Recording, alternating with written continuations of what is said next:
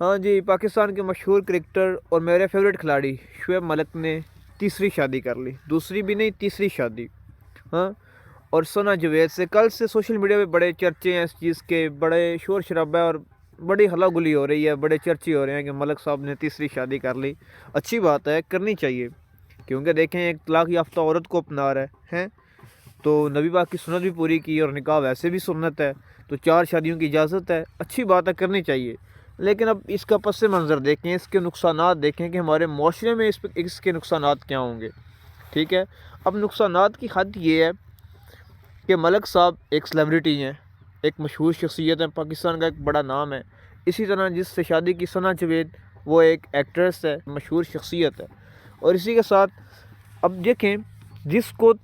شادی کرو کوئی بری بات نہیں ہے، کوئی عیب نہیں ہے، لیکن جو کر رہے ہو وہ اچھا تو نہیں نہ کر رہے کہ پہلی والی کی اجازت سے دوسری شادی کرو، لیکن آپ پہلی والی کو طلاق ہی اس بیس پہ دے رہے ہو کہ میں نے دوسری شادی کرنی ہے، اب میں نے نئی جگہ منہ مارنا ہے، نئی چیزیں دیکھنی ہے۔ اب اس کا ہمارے معاشرے میں بہت سخت نقصان ہوگا۔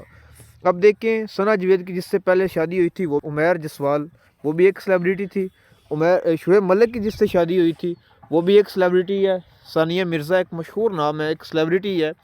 ایک ٹینس کی پلیئر ہے۔ تو اب ہمارے معاشرے پہ اثر کیا پڑ رہا ہے، کیونکہ یہ جو ہماری یوتھ ہے ان کی ذہن سازی اس طرح سے کی گئی ہے کہ ان کے لیے یہ رول ماڈل ہیں، ان کے یہ ہیروز ہیں، ٹھیک ہے مجھ سے،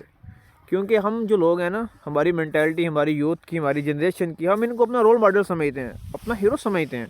جو کہ نہیں ہونا چاہیے۔ ایسے تھرڈ کلاس لوگ شادی کریں، اچھی بات ہے، کسی طلاق یافتہ عورت کو اپنا رہا ہے اور اسلام میں 4 شادیوں کی اجازت ہے تو وہ چوتھی شادی کر رہا ہے، اچھی بات ہے، سنت پوری کر رہا ہے، نکاح ویسے بھی سنت ہے۔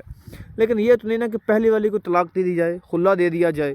پہلے والی کی اجازت سے اس کے حقوق پورے کرتے ہوئے آپ دوسری شادی کریں۔ لیکن یہ پہلے والے کو خلا دے رہے ہیں، طلاق دے رہے ہیں، پہلے ہی ہمارے معاشرے میں طلاق ریشو زیادہ ہو گئی ہے، ٹھرک پن کو، ایک کہہ لیں کہ تھرڈ کلاس رومانس کو پروموٹ کر رہے ہیں، ٹھرک پن کو فروغ دے رہے ہیں، اور ہمارے معاشرے میں پہلے ہی طلاق کی ریشو بڑی زیادہ ہے، خواتین تعداد میں آلریڈی زیادہ ہیں، لیکن طلاق کی ریشو اس سے بھی زیادہ ہو گئی ہے، بڑھتی جا رہی ہے، جو بڑا المیہ ہے ہمارے معاشرے کے لیے، ہماری یوتھ کے لیے، جو ہم ان کو فالو کرتے ہیں، ان کو دیکھتے ہیں، ایک رول ماڈل ہے۔ اب آج بھی دیکھ لیں، شادی ہوئی ہے سمپل سی، اور سارے انوائرمنٹ میں ہلا گلا مچا ہوا ہے، اور پورا انوائرمنٹ بدل گیا ہے، سارے سوشل میڈیا، ساری ٹیگ لائنز، ساری چیزیں، سب پہ ہلا گلا چھایا ہوا ہے، جی ملک کی شادی ہوگی ثنا جاوید سے، یہ ہو گیا وہ ہو گیا، ادھر ثانیہ مرزا نے بھی خلا لے لیا مگر مرد، میں بتاتا ہوں، اگر مرد دے تو طلاق ہوتی ہے، لیکن عورت اپنی مرضی سے لینا چاہے تو وہ خلا ہوتا ہے، اور ادھر سے اس نے بھی خلا لے لیا، اور آخر پہ نقصان کس کا ہوگا؟ آخر پہ نقصان ان معصوم بچوں کا ہوتا ہے۔ کسی کو ماں کی محبت نہیں ملتی تو کوئی باپ کی شفقت سے محروم ہو جاتا ہے، تو نقصان تو ان کا ہوا، ان کا کیا گیا؟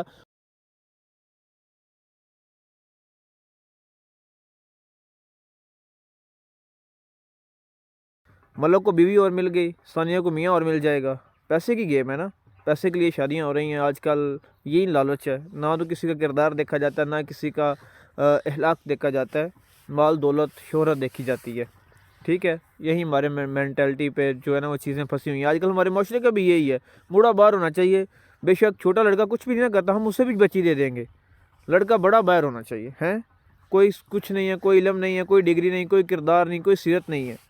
بس پیسہ ہونا چاہیے۔ پیسہ تو کنجروں کے پاس بھی بہت ہے، پھر پیسے والے یوز بھی اسی طرح ہی کرتے ہیں، تو اس لیے معاشرے کو اپنا مائنڈ سیٹ چینج کرنے کی ضرورت ہے، اپنے رجحان کو چینج کرنے کی ضرورت ہے۔ اب اس میں دیکھیں ہمارے معاشرے پہ کتنا برا اثر ڈالا ہے، ہماری نسلوں کے ذہن پہ کتنا برا اثر ڈالا ہے۔ شادی اچھی چیز ہے، پہلے ہوتا تھا کہ جو ریلیشن شپس ہوتے تھے نا،